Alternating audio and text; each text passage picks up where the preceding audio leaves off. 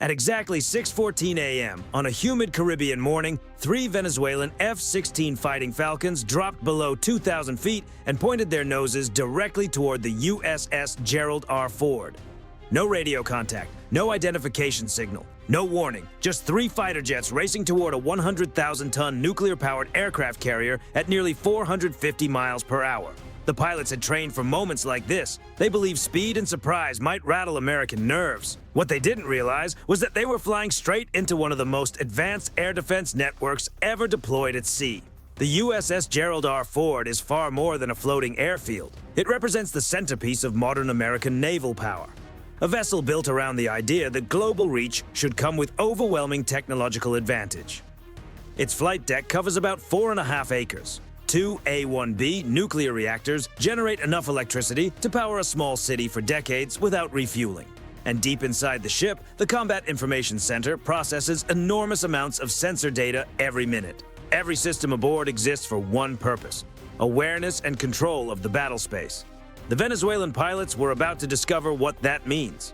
The first radar contact appeared on the Ford's AN/SPY-6 system at 47 nautical miles. This radar is nothing like the spinning dishes seen on older warships. The SPY-6 uses an active electronically scanned array, dozens of radar modules working together to build an extremely detailed, 3-dimensional picture of the sky. It can track hundreds of objects at once and distinguish between aircraft, missiles, or even birds at long distances. Low-altitude approaches designed to hide beneath traditional radar coverage are far less effective against systems like this. The Venezuelan pilots believed flying low would keep them hidden. In reality, the radar had already detected them before they completed their descent. Inside the Combat Direction Center, the atmosphere shifted quickly from routine to focused precision. Blue light illuminated rows of operators studying their displays. No shouting, no panic, just procedure. One sailor marked the contacts, another confirmed the tracking data. Within less than a minute, the entire strike group knew the exact position, speed, and heading of the approaching aircraft. The Venezuelan jets were still roughly 12 minutes away. For the crew aboard the Ford, that was more than enough time to respond. At 6:17 a.m., the order was issued: launch the alert fighters. On the flight deck, activity surged into motion. Aircraft handlers in bright jerseys moved quickly across the deck while 2 FA-18E Super Hornets rolled into position for launch. The Ford's electromagnetic aircraft launch system powered up. Unlike the steam catapults used on older carriers, EMALS accelerates aircraft using linear electromagnetic motors. The system allows smoother launches, places less stress on the aircraft, and resets much faster between launches. A Super Hornet locked into the catapult shuttle. Final checks. Green light. The pilot pushed the throttles forward. Within seconds, the aircraft accelerated down the deck and launched into the sky, climbing sharply toward the incoming contacts. 12 seconds later, a second Super Hornet launched. Call signs: Viper 1 and Viper 2. Their mission was simple: intercept, identify, and monitor. Engagement was not authorized unless fired upon. The rules were clear, but everyone involved understood that situations can evolve quickly when foreign fighters are approaching a carrier group. At 6:21 a.m., the radar picture changed again. 3 additional aircraft lifted from Venezuelan airspace and began climbing toward the formation. 6 fighters now moved together, forming a wedge shape aimed directly at the strike group. This was no accidental approach. It was a coordinated show of force. The Super Hornets climbed to 22,000 feet and adjusted course to intercept. Their APG-79 radars quickly locked onto the formation from over 60 miles away. 6 aircraft approaching. Closing speed nearly 900 miles per hour combined. Estimated time to intercept, 4 minutes. 4 minutes that could determine whether the situation remained a tense encounter or escalated into something far more serious. Meanwhile, the destroyers USS Mason and USS Thomas Hudner tightened their positions around the carrier. Their radar systems continued tracking the Venezuelan aircraft, while electronic warfare systems quietly listened for radar emissions and radio communications. Every signal was being recorded. Electronic intelligence gathered during moments like this can become extremely valuable later. At 6:24 a.m., the first visual contact occurred. Viper 1 spotted sunlight reflecting off aircraft canopies ahead. 6 F-16 flying in formation. As they closed the distance, more details became visible: Venezuelan Air Force markings and centerline fuel tanks. The aircraft carried no visible external weapons. That choice appeared intentional. Without visible weapons, the pilots could claim they were conducting routine patrols if questioned later.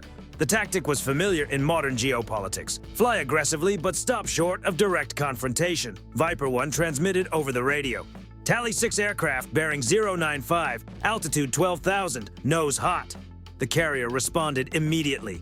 Viper flight, maintain defensive posture. Do not lock radar, do not engage. Observe and report. Copy, holding clean.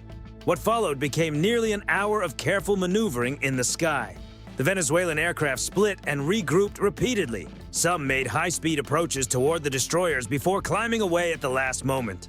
One F-16 rolled inverted and descended to just hundreds of feet above the water, leaving visible disturbances across the waves. Another climbed to high altitude and began circling, likely gathering electronic data from the strike group.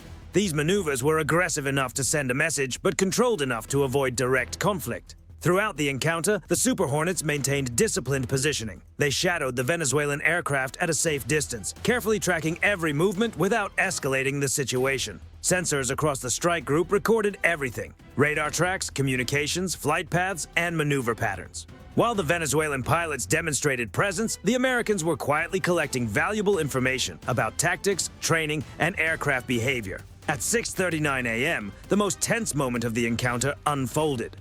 One F-16 broke away from the formation and turned sharply toward the USS Gerald R. Ford, descending rapidly.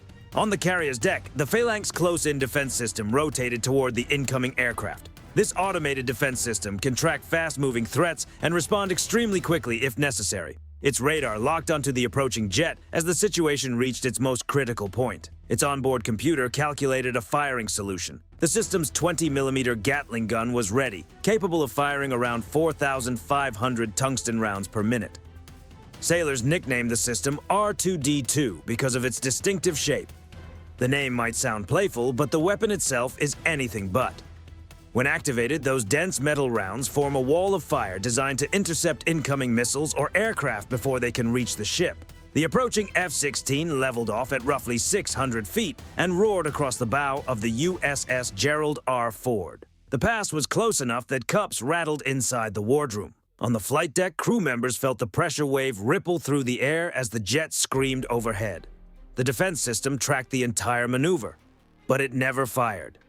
The engagement conditions had not been met. Close did not equal hostile. Aggressive did not mean an attack had begun. Still, every sailor watching that aircraft streak past understood just how thin the margin was. One sudden movement, one misunderstood signal, one mistake from either side, any of those could have transformed a tense encounter into a major international crisis.